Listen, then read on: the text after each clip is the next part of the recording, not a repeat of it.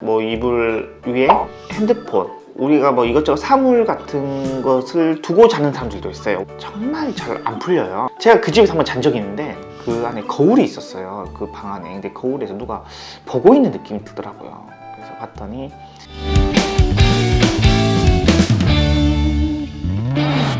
안녕하세요. 풍수의 신 풍신 이주환입니다.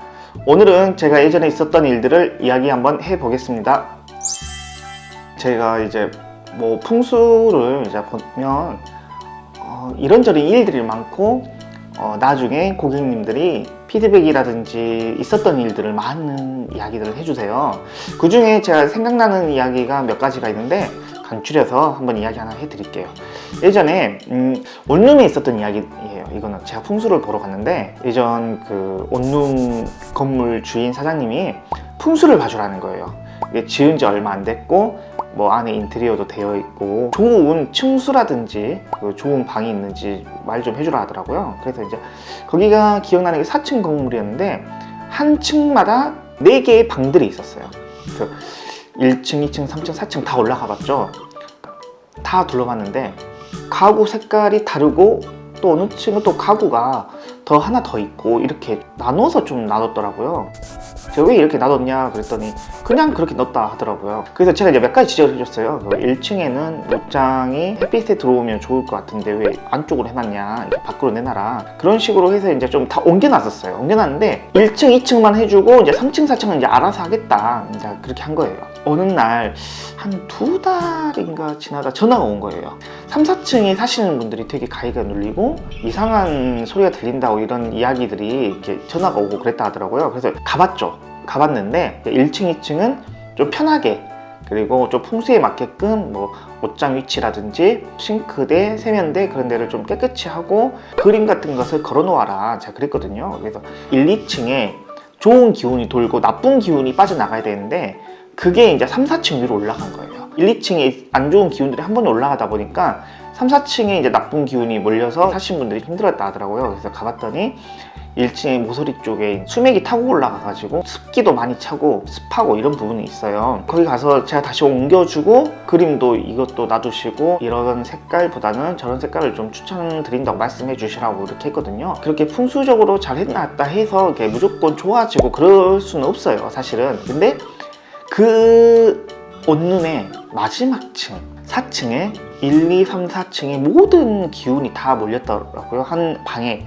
그래서 그걸 봤더니 예전에 건물 지을 때 땅을 이렇게 잘 다듬고 제사도 잘 지내고 이렇게 했어야 되는데 무작정 지어놔가지고 거기에 이제 토신, 귀신들이 좀 화나 있는 분들이 거기 몰려 있더라고요. 그래서 그 층에는 희한하게 안 나가고 들어가면 사람이 한 달도 안 돼서 나오고 그런 부분이 있었다고 해요. 그래서 원룸 건물 같은 경우에는 방이 한 칸이고 그리고 거기서 요리도 해먹고 잠도 자고 일도 하고 한 공간에서 하다 보니까 분산되지가 못해서 받는 기운이 안 좋을 수도 있어요. 그렇기 때문에 한 번씩 제가 말씀드렸던 뭐 그림, 이불 이런 부분이 되게 중요해요. 일반 아파트 집에는 거실 있고 안방이 있고 작은 방이 있고 화장실 다 이렇게 따로 있는데 원룸은 진짜 말 자체로 원룸 하나, 화장실 하나 이렇게 있기 때문에 통로가 없어요. 사실 복도라고 볼 수가 없기 때문에 맥이 좀 흐르는 곳이 한정되다 보니까 그 좋은 기운, 나쁜 기운을 다 먹을 수가 있어요.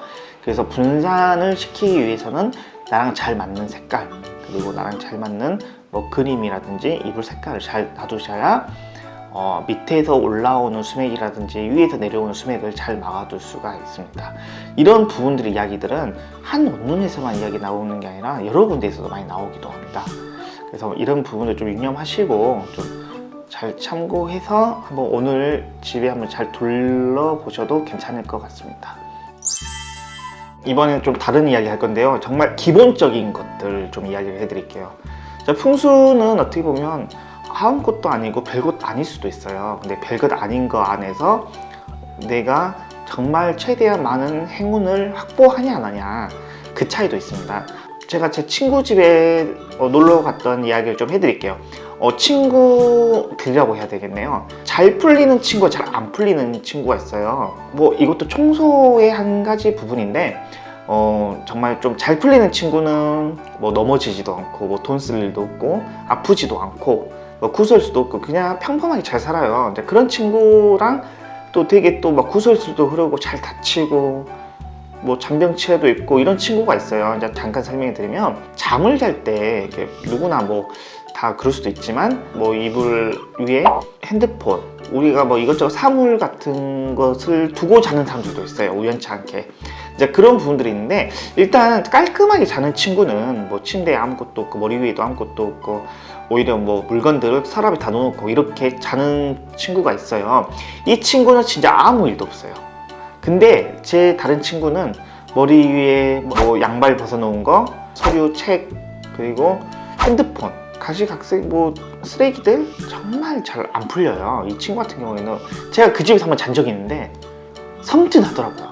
제가 새벽에 우연치 않게 일어났는데 그 안에 거울이 있었어요. 그 방 안에. 근데 거울에서 누가 보고 있는 느낌이 드더라고요. 그래서 봤더니 양발, 그리고 물에 젖은 수건, 머리카락, 이게 어떻게 음기의 기운, 안 좋은 기운이 다 묻어난 거거든요.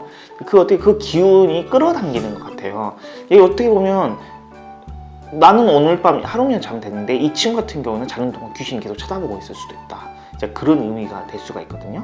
특히나 우리가 뭐 세수하고 몸 말리고 이런 수건들은 최대한 머리 위에다가 두고 자면 안 돼요. 귀찮다고 머리에 두고 자게 되면 습한 그 수건이 그런 안 좋은 것들을 다 불러내거든요. 그렇기 때문에 그런 수건들은 저 베란다, 의자에다가 차라리 올려놓고 말려주는 게 좋을 것 같습니다.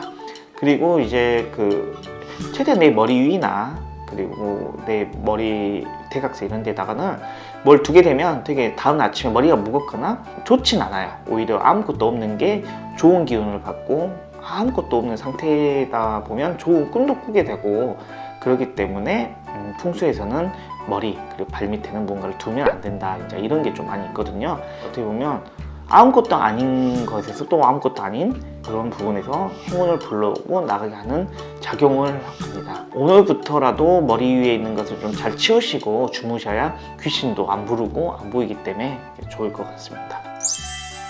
다음 이야기는 뭐 이것도 풍수에 관련된 이야기인데, 자, 어떻게 남의 물건 가져와서 쓰는 거예요. 뭐 예를 들면 밥솥, 뭐 국자, 마늘통, 막 그런 부분들은 돈이 조금 들더라도 직접 사셔서 쓰시는 게 좋을 것 같거든요. 그 국자와 조리 도구에 대한 또 이야기들이 있어요. 그 예전에 이제 제가 부엌에 이제 풍수를 보러 갔는데, 부엌은 이제 뭐 알다시피 물이 자주 나오고 그 설거지를 하고 그러기 때문에 이제 수맥이 많이 흘러요. 근데 어떻게 보면 깨끗한 수맥이에요. 부엌은 계속 물이 틀어져 있고 계속 닦아내고 이러기 때문에 항상 젖어 있다고 보면 되거든요. 방이나 이제 거실 이런 데는 이제 수맥이 가끔 흐르거나 어디서 이제 좀 안 좋은 게 들어오면 안 좋은 영향을 끼칠 수가 있지만, 부엌 같은 경우는 항시 물이 젖어 있기 때문에 다른 수맥이 들어오더라도 흡수가 되거나 같이 메말라 버릴 수가 있기 때문에 부엌에는 수맥이 덜 이렇게 흐른다라고 표현될 수가 있어요.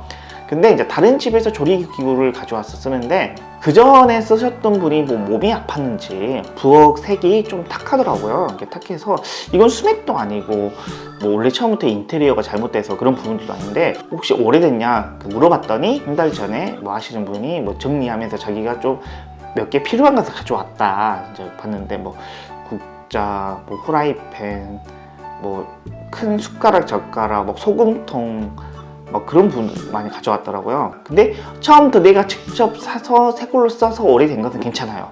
하지만 오래된 것을 가져와서 내가 쓰게 될 경우 별로 이렇게 좋은 영향이 끼칠 수가 없거든요. 그래서 그런 부분들을 가져와서 쓰는 건 좋아요. 하지만 제가 봤을 때는 그 전에 계신 분이 좀 아프지 않았냐 그랬더니, 네, 아파서 다시 뭐 부은이 집으로 돌아갔다 하더라고요. 근데 아픈 사람이 쓴 것을 가져와서 쓰기 때문에 내가 똑같이 아플 수가 있거든요. 그래서 어느 순간 그 부엌 기운을 잃게 되면 나도 기운이 잃는다, 이제 이런 부분들이 있어요. 그래서 이제 조리기구나 이제 먹는 것, 특히 그 관련된 기구들은 조금은 피하시거나 차라리 새로 사거나 아니면 부모님이 쓰시는 걸 가져오시면 좋아요. 하지만 남이 썼던 것을 가져와서 쓰게 된다 하면 좀 그건 큰 문제가 생길 수도 있으니 그런 부분들 좀 유념해 주시는 것도 좋을 것 같고, 그 다음에 좀 위험한 것은 뭐냐면 신땀한 신발. 요즘 이제 중고로도 많이 사고 그렇지만 먼저 사게 되면 뭐 이거는 민간요법일 수도 있고 하나의 또 처치 방법일 수도 있는데 소금을 한번 밟아보는 게 좋아요.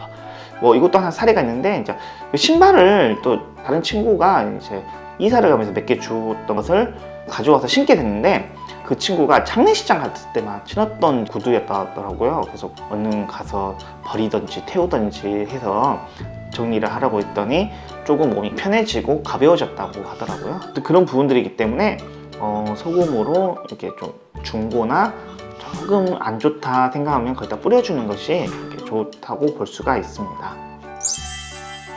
자, 오늘은 어떻게 보면 좀 간략하게 이제 좀 사례들을 이야기를 했는데 조금 어떻게 도움이 됐을지 모르겠네요. 그래도 오늘 이런 좀 사례를 통해서 좀 큰 도움이 되셨으면 좋겠습니다. 자, 풍수의 신 풍신 이주환이었습니다. 감사합니다. 구독과 좋아요 부탁드리겠습니다.